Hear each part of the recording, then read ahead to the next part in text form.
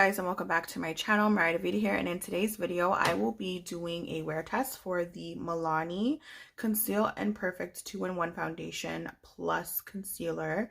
I got the shade 9 Tan, and yeah, I've had this foundation before in a different shade years ago, and I finished up that bottle, so I wanted to retest it and do another wear test and a better shade, and this is that. So if you would like to see how this foundation holds up, how it wears, all that good stuff, then keep on watching. Primed and color corrected. My primer of choice today is the Fenty Beauty, the original Pro Filter Instant Retouch Primer. This helps control oils. It has like a soft matte finish.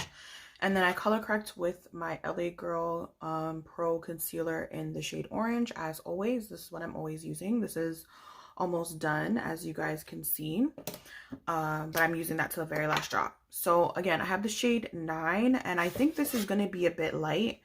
I was going back and forth on what shade I should get online, and then there was something going on with shipping where it was like saying it would take up to a month to ship, and I really wasn't feeling that. And then just one day, randomly, I went to my local Walmart and I saw that they had this, so I was like, let me just try it and we'll see. If it's the wrong shade, I could give it to my mom, like if it's like super light, but we're gonna see. We're gonna find out. We're gonna make it work. I'm gonna cream contour and stuff today too. So I have my damp sponge. I took a bit of that foundation. I'm just gonna dab it onto there, and then we're gonna work and pounce this into the skin.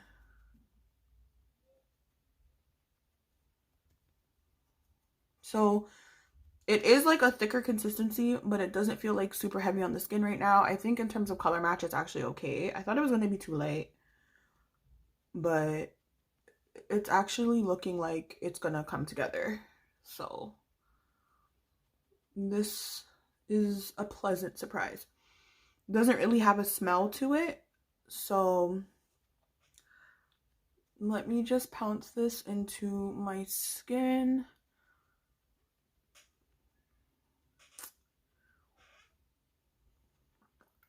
Continue to bounce into my skin. A little bit on my forehead. Yeah, like it goes right into my forehead, no problem. This reminds me of MAC Studio Fix Fluid, and I'm pretty sure somebody said that on TikTok, and I can see why they would say that, but I think the formulation of this is just thicker when you apply it. MAC Studio Fix Fluid is a bit more liquidy. But this is giving me that vibe. And it's also, now that I think about it, this shade kind of looks similar to my shade in MAC Studio Fix Fluid 2, which is C8. So let me finish up the rest of my face. Before I go in with like concealing and contour and all that good stuff, this is my face with the foundation fully applied. I do feel like it oxidized just a little bit, but I feel like the foundation matches. Like, look at my face and then look at like my shoulder. My shoulder's light, guys. My body is light. So sometimes people will leave comments and be like, that's too light. Trust and believe, I know what I'm talking about when I match my foundations. Sometimes I might not get it all the way right, but with some of the videos, I'm like, girl, I'm showing you my foundation matches.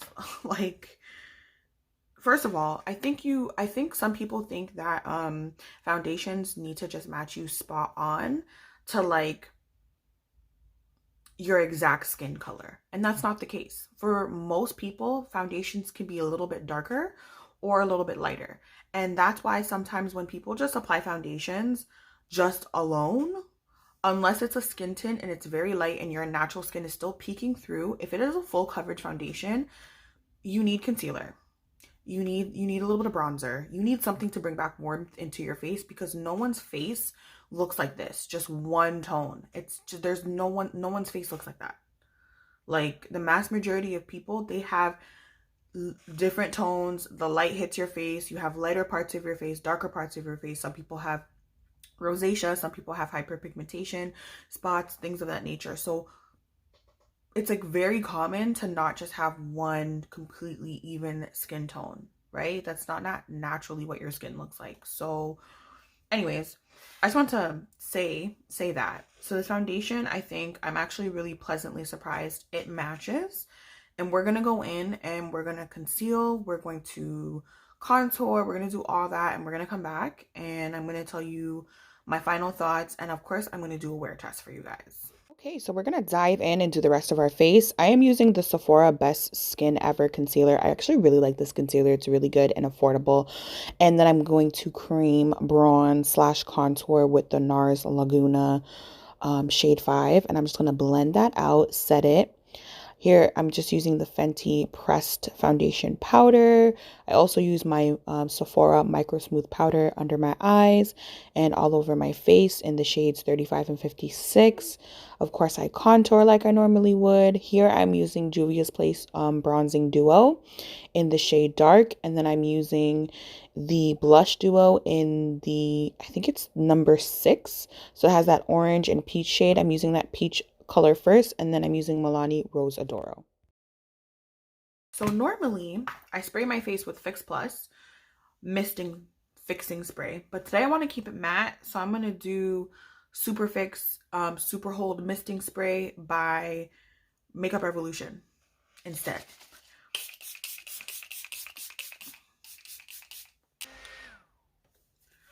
And that's going to keep everything super matte. What I like using Fix Plus because I can use that and it's just kind of like, it's neutral. It's not too glowy. It's not too matte.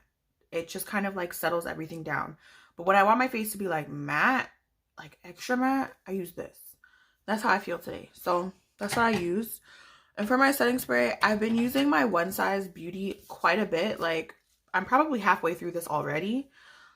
So we're going to chill out on that. And I'm actually going to use my Makeup Revolution. I'm on a Makeup Revolution tip today. I'm going to use this for my setting spray at the end. This says it's a body fixing spray, but I find this really sets my makeup as well. And I like how this wears, like helps my makeup wear. I'm trying to finish it because I've had this for a while. It's 250 ml. So this has taken me a while to get through. I think I have about like this left. So we're going to go ahead and move into the eyes. There is going to be a separate tutorial on how I achieve my eyeshadow today. So after this clip in this video, you're just going to see my makeup finished.